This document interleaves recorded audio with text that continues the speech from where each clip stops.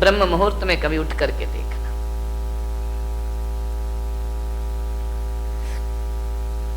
आकाश की तरफ देखोगे, सुबह भी आकाश की लालिमा होती है और सांझ भी आकाश की लालिमा होती है। जब सूरज उगता है तो भी आकाश लाल हो जाता है और जब सूरज डूबता है तो भी आकाश लाल हो जाया करता है।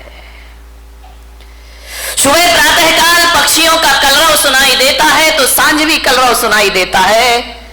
फर्क कितना होता है कि सुबह की लाली उठाने का काम करती है और शाम की लाली सुलाने का काम किया करती है। और सुबह के पक्षियों का कलरव जो हुआ करता है वह घोंसलों को छोड़कर बाहर निकलने का होता है और शाम का जो कलरव होता है वह घर वापस लौटने का कलरव होता है। ध्यान रखें, सुबह सुबह पक्षी चहचहाते हैं, कलरव करते हैं, आकाश में पंख फैलाते हैं। ऐसा लगता है सुबह सुबह उन्हें देखो कि जैसे बड़े महोत्सव में शामिल होने के लिए जा रहे हो। पक्षियों के जीवन में कितना आनंद है, कितना संगीत है। पक्षियों के जीवन में प्रातःकाल इतना आनंद हुआ करता है। घोंसले से देखता है आकाश में सूरज आया, उषा काल में पंख फैलाकर आकाश में उड़ जाया करता है, मुक्त आकाश का आनंद लिया करता है। कभी देखना जब हवा का झोंका आता है तो एक वृक्ष कितनी मस्ती में झूमा करता है, कितने आनंद में आनंदित हुआ करता है। देखना कभी जिंदगी में विचार करना, नारियल का पेड़ अपनी मस्ती में झूमा करता है और गुलाब का पौधा अपनी मस्ती में जो कितना आनंद है इन वृक्षों में, इन पेड़ पौधों में। कभी देखना पहाड़ से गिरते हुए झरने को, उसके पानी में संगीत है, एक गीत है, एक सुर है। बड़े संगीत के साथ पानी झरना बनकर के धरती पर गिरा करता है, बड़ा आनंद है।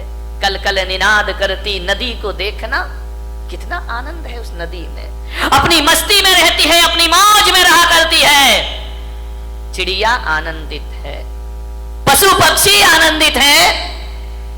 एक गाय का बछड़ा जब दौड़ करके रंभाता हुआ मां के पास आता है, इतना आनंद उस बछड़े में हुआ करता है।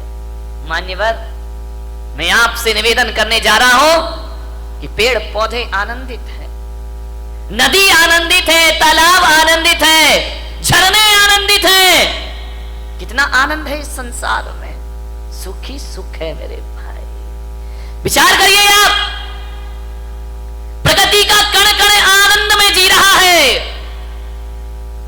आसमान आनंदित है, जब रात होती है ना तो हजारों सितारों को आसमान लेकर धरती पर अपना सौंदर्य का रूप दिखाया करता है। आकाश में चंद्रमा चमका करता है। ध्यान रखिए, ज्यों ज्यों रात गहरी होती है आकाश का सौंदर्य बढ़ते चला जाता है, बढ़ते चला जाता है।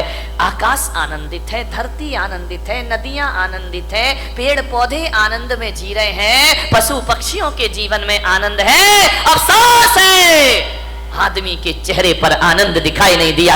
आदमी क्यों निराश है, आदमी क्यों उदास है, आदमी को ऐसा क्या हो गया है? एक चींटी भी जीना चाहती है, एक नासमझ जानवर भी जीना चाहता है, पर आदमी को क्या हो गया? ये मरने के षड्यंत्र रचा करता है, ये मरने की तैयारी किया करता है। आज तक किसी जानवर के मुख से ना सुना होगा कि हे भगवान हमें उठा ले, लेकिन आदमी के मुख से तो कई बार सुना है कि अब इस जिंदगी को जिया नहीं जाता, हे भगवान मुझे इस जीवन से उठा ले, इस जीवन से मुक्ति दे दे। क्या घट जाता है हमारे जीवन में ऐसा? आदमी मृत्यु के षड्यंत्र क्यों रचता है? ये आदमी अपनी ही हत्या करने के लिए तैयार क्यों है? मान्यवर, अपने ही जीवन से लाचार हो गया ये इंसान, अपने आप का दुश्मन बन गया। अभी तो ये सुना था कि दूसरे दुश्मन हुआ करते हैं, हम ही अपनी जिंदगी के दुश्मन खुद बन करके तैयार हो गए हैं। अपने जीवन से अपने आप को खतरा हो गया। कभी आपने सुना किसी भैंस ने आत्महत्या की हो? सुना? कभी विचार किया है? कभी आपको अखबार में पढ़ने को मिला है कि आज एक भैंस ने गुस्से में आके आत्महत्या कर ली है? कोई जानवर आत्महत्या नहीं करता है।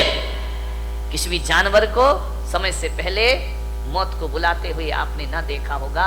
कोई देवता समय से पहले मरने का नहीं सोचा करते हैं। नार की सोच भी ले तो मर नहीं सकते हैं। आदमी को क्या हो जाता है कि क्यों जीवन से हार गया। थोड़ी सी प्रतिकूलताएं आई और आदमी जिंदगी से हार जाता है। नहीं मेरे समस्याएं किसके जीवन में नहीं होती हैं। राम के जीवन में समस्या थी, महावीर के जीवन में समस्या थी, कृष्ण के जीवन में समस्याएं थी, जीसस के जीवन में समस्याएं थी, आचार्य शांति सागर के जीवन में समस्याएं थी, आचार्य कुंद कुंद के जीवन में समस्याएं थी। समस्याएं किसके जीवन में नहीं होती हैं? ऐसा कोई है? समस्याओं से रहित जीवन नहीं होता, ध्यान रखिए। और हकीकत में देखा जाए तो समस्याओं का नाम ही जिंदगी हुआ करता है। आसानी से जिंदगी मिल जाए तो जीने का मजा खत्म हो जाएगा। एक बात बताइए, यदि समस्याएं नहीं हो तो फिर जीने का मजा क्या है? जिंदगी जिंदा दिली का नाम है, मुर्दा दिल क्या खाक जिया करते हैं। ध्यान रखिए, जिंदा दिल बनिए। मान्यवर, दुख इस बात का नहीं है कि आदमी मर जाता है, दुख तो इस बात का है कि जिंदा रहकर भी आदमी जिंदा नहीं रह पाता है। वह मरा मरा सा जीवन जीता है, वह मरे हुए सी जिंदगी जिया करता है। विश्वास पैदा करो अपने आप पर, जिंदगी से हार मत मानिए। जिंदगी मिली है, मालूम है ये मानव का तन मिला है। शास्त्रों में कहा है, ग्रंथों में कहा है, 84 लाख शरीर छोड़े हैं तब जाकर ये मानव का शरीर तुमको प्राप्त हुआ है। 84 लाख योनियों में हमारा जन्म हुआ है। कितने जन्म हम नाली के कीड़े बने होंगे, कितने जन्म पक्षी बने होंगे, कितने जन्म हम कीचड़ में कीड़ों की तरह रेंगे होंगे। हर जन्म में हमने प्रार्थना की होगी ईश्वर से कि हे ईश्वर एक बार मुझे मनुष्य का चोला प्रदान कर दे, हे ईश्वर एक बार मुझे मनुष्य का तन प्रदान कर दे। इसलिए आत्महत्या करने के लिए नहीं, जिंदगी की अंतिम सांस को पूरी ईमानदारी से जीने का प्रयास करिए। अंतिम सांस भी पूरी जिंदा दिली के साथ जिएंगे। क्यों हार जाता है आदमी? जैसा विचार करिए, सोचना। ऐसे ही नहीं मिल गया मनुष्य का जीवन, बहुत मेहनत की है इसके लिए। मनुष्य का जीवन मिला, ऊंचा कुल मिला, अच्छी खानदान मिली, दिमाग मिला, बुद्धि मिला, शरीर मिला, फिर भी इस जिंदगी से हाथ धोते हो आप। अब तो घबरा के कहते हैं कि मर जाएंगे, अब तो घबरा के कहते हैं कि मर जाएंगे। और मरकर भी घबरा गए तो फिर बताओ अब किधर जाएंगे? दूसरा हमारे पास कोई रास्ता है नहीं। जिंदगी मिली है, अच्छे से जियो, तरीके से जियो, सलीके से जियो। बहुत कम जीवन मिला है, इसे उदासियों में मत गुजारिए। जिंदगी भीख में नहीं मिलती, जिंदगी बढ़ के छीनी जाती है। जिंदगी भीख में नहीं मिलती, जिंदगी बढ़ के छीनी जाती है। अपना हक संग दिल जमाने से छीन पाओ तो कोई बात बने। सर झुकाने से कुछ नहीं होगा, सर उठाओ तो कोई बात बने। पोंछ कर अश्क अपनी आंखों के, मुस्कुराओ तो कोई बात बने। मुस्कुराओ तो कोई बात बने। उदास मत जियो, जिंदगी को पूरे आनंद के साथ जीने का प्रयास करो। विपत्तियां, संकट, दुख किसके जीवन में नहीं आते? सबके जीवन में आते हैं। मुश्किलें आती हैं, परेशानियां आती हैं, विपरीत वातावरण बनता है, लेकिन जीने की आस मत छोड़िए।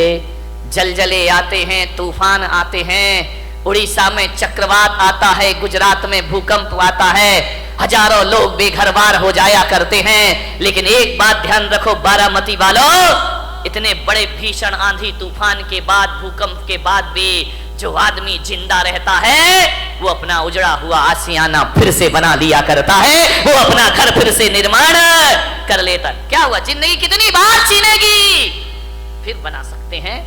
अगर हौसले बुलंद हो तो आंधियों में चिराग जला करते हैं। ध्यान रखिए, आज समस्या है बहुत बड़ी। आदमी अपने जीवन का दुश्मन हो गया है, अपनी ही जिंदगी का दुश्मन हो गया है इंसान। शहरों में बड़े बड़े व्यापारी आत्महत्या कर रहे हैं, महानगरों में व्यापारी आत्महत्या कर रहे हैं, गांव में किसान आत्महत्या कर रहा है, घरों में किशोर आत्महत्या कर रहे हैं, महिलाएं आत्महत्या कर रही हैं। थोड़ा सा निराशा हुई, थोड़ा सा मन का नहीं हुआ, थोड़ा सा प्रतिकूल वातावरण हुआ और आदमी मरने को तैयार है। और एक बात बताओ, बारामती के लोगों से मेरा निवेदन है, इस पंडाल में ऐसा कोई व्यक्ति बैठा है जिसने आज तक आत्महत्या का विचार ना किया हो? है कोई महान आत्मा? मैं दर्शन करना चाहता हूं। एक बार भी पूरी जिंदगी में मरने का विचार नहीं। महिलाओं तुम्हारी तो जय हो पंचम काल की, ये तो इतनी बार मरती हैं लेकिन एक बार भी नहीं मरती है। विचार करिए, सोचना है आपको। बात बात पर आदमी मरने का सोच लेता है। ऐसा कोई नहीं होगा इस दुनिया में जिसने अपने पूरे जीवन में एक बार मरने का ख्याल भी ना लाया हो। मर नहीं सका वो बात अलग है, लेकिन मरने का ख्याल तो सबके भीतर आ जाता है। थोड़ा सा मन का नहीं हुआ, मैं महिलाओं का तो नहीं, यहाँ की महिलाओं की बात नहीं कर रहा हूं। कौन बोला बम्बई वालों की कर रहे हो ना? तुम्हारी तो अभी नहीं, आगे जाके विचार करना है आपको। महिलाएं तो हमेशा थोड़े, इनके दो ही हथियार हैं, ध्यान रखना।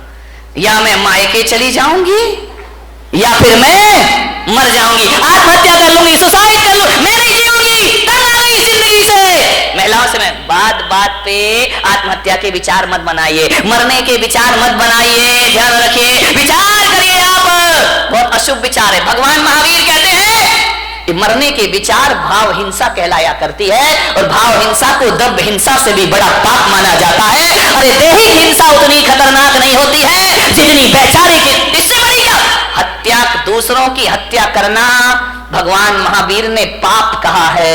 एक इंद्रिय जीव को भी मारना भगवान महावीर ने पाप कहा है। अरे एक बात याद रखना, मेरे महावीर कहा करते हैं, अरे दूसरों की हत्या करना पाप है, लेकिन अपने आप की हत्या करना महापाप हुआ करता है। इससे बड़ा दूसरा कोई पाप, दूसरों की हत्या करना तो पाप ही है, अपनी करना महापाप हुआ करता है। इसलिए भगवान महावीर ने एक प्यारा सा सूत्र दिया है। भगवान महावीर ने 4 शब्द इस इंसान को दिए हैं। अरे वो 4 शब्द नहीं, 4 वेद हुआ करते हैं, वो 4 आर्य शब्द हुआ करते हैं, वो महावीर के 4 शब्द। ध्यान रखना, इनसे बड़ा ना कोई आगम होता है, ना शास्त्र होता है, ना पुराण होता है। महावीर ने इस दुनिया को केवल 4 शब्द दिए हैं। महावीर ने इतना ही कहा है, इस मानव जीवन को सफल करना है तो 4 सत्य में जियो। वो 4 सत्य है, वो 4 वेद है, वो चारों धाम की यात्रा है। वो 4 शब्द इस धरती को दिए, जियो और जीने दो। इससे बड़ा कोई धर्म ग्रंथ नहीं हुआ करता है, इससे बड़ा कोई शास्त्र नहीं हुआ करता है, इससे बड़ा कोई आगम नहीं हुआ करता है। न वेद है, न पुराण है, न कुरान है। 4 शब्द में उन्होंने अपनी पूरी देशना को समाहित कर दिया। 4 शब्द में पूरे दर्शन को रख दिया भगवान महावीर ने। ऐसे दार्शनिक हुए, उन्हें ज्यादा बोलने की जरूरत नहीं पड़ी। भगवान महावीर से पूछा गया कि आप बताइए एक सेंटेंस में धर्म का सार क्या है, तो महावीर ने कहा जियो और जीने दो। ध्यान रखिए, सारी दुनिया समा गई इसमें, सारे ग्रंथ समा गए इसमें। ध्यान रखना, 11 अंग 14 पूर्व का सार समाया है। ये इतना साधारण अक्षर नहीं है, इतने साधारण शब्द नहीं है कि बैनरों पर लिखवा दिए जाएं और हमारी इतिश्री हो जाए। ध्यान रखिए, जियो और जीने दो। भगवान महावीर ने सबसे पहले कहा है जियो, ध्यान रखना, उसके बाद जीने दो। मैंने कहा ऐसा क्यों कहा है, स्वार्थी क्यों बना दिया कि पहले खुद जियो फिर दूसरों को जीने दो?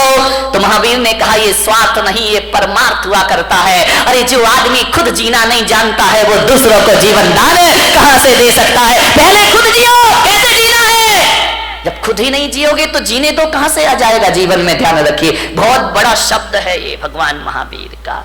धर्मनिरपेक्ष है, सार्वजनिक है, यूनिवर्सल है। हिंदू हो, मुसलमान हो, सिख हो, ईसाई हो।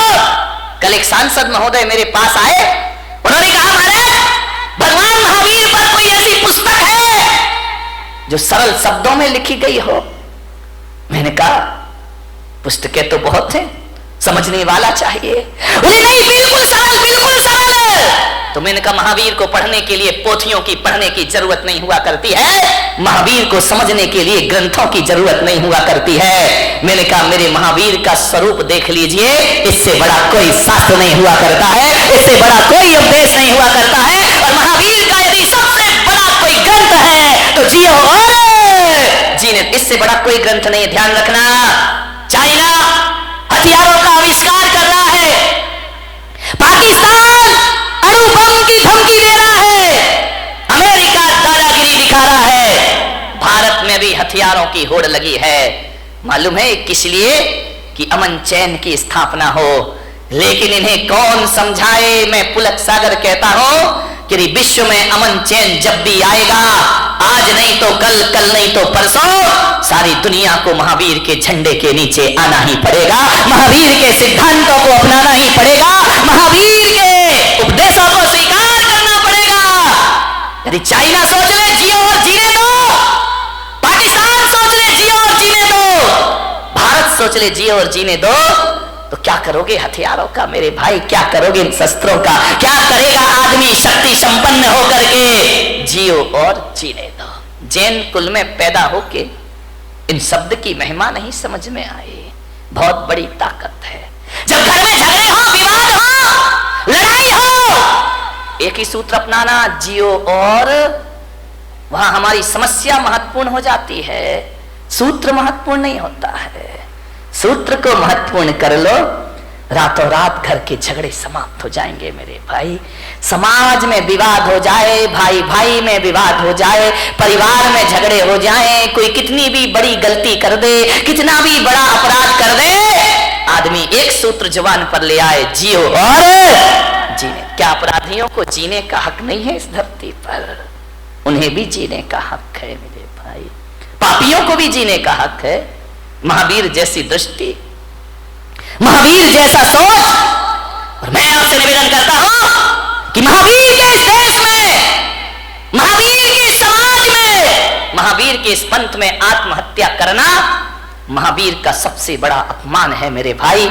इससे बड़ी कायरता दुनिया में कोई दूसरी नहीं हुआ करती है। आत्महत्या के विचार कभी मत बनाओ, विचार बनाना भी पाप है। मरने के पहले क्यों मर जाते हो? ध्यान रखिए, जिंदगी में जीने की भावना रखिए। मरने में रखा क्या है? कौन सी बहादुरी मेरे भाई मरने में? कौन सा बड़ा मेहनत करना पड़ता है। दो चार भक्त मेरे पास आए, बोले महाराज हम आपके शिष्य हैं। तो मैंने कहा अच्छी बात है भाई, क्या करें?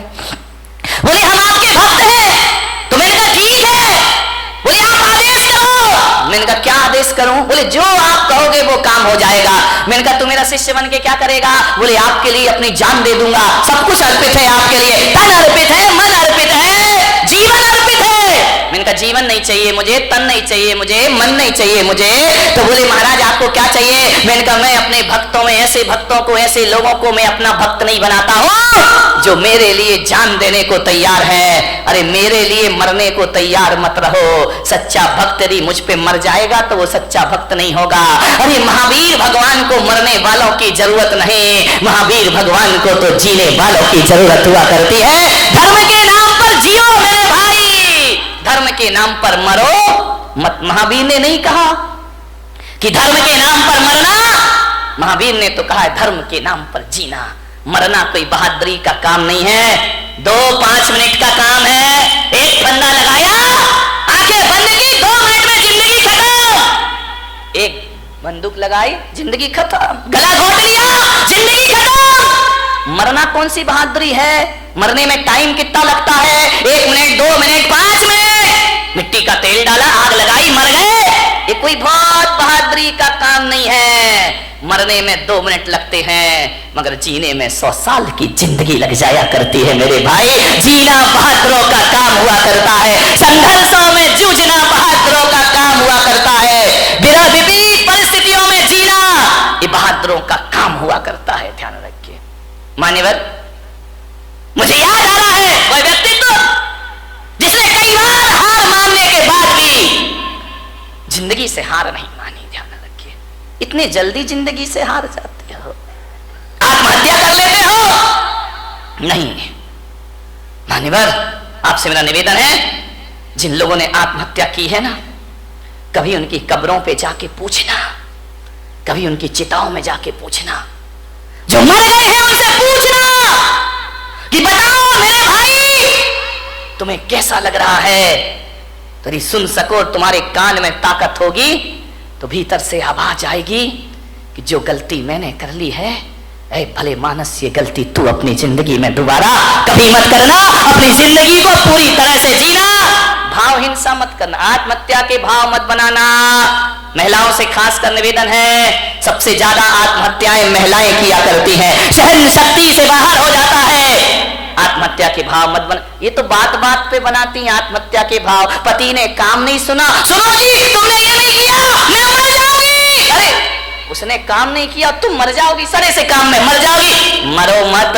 भगवान महावीर कहते कि मरने के भाव यदि बना लिए, एक बात ध्यान रखना, एक द्रव्य हिंसा होती है, एक भाव हिंसा होती है। यदि आपने भाव बना लिए तो जैन आगम कहता है कि जिस समय आप कह रहे हो मैं मर जाऊंगी या मैं मर जाऊंगा, उस समय यदि आयु कर्म का बंद हो जाए, फिर आप मरे या ना मरे, आपकी दुर्गति जरूर होने वाली है। कोई बचाने वाला नहीं है। फिर मरो या ना मरो, ऐसे भाव बना ली और आयु कर्म का बंद हो गया तो नरक गति की पात्र बना करती हो। ध्यान रखिए, नरक जाने का द्वार खुल जाता है। अपनी हिंसा सबसे बड़ा पाप है।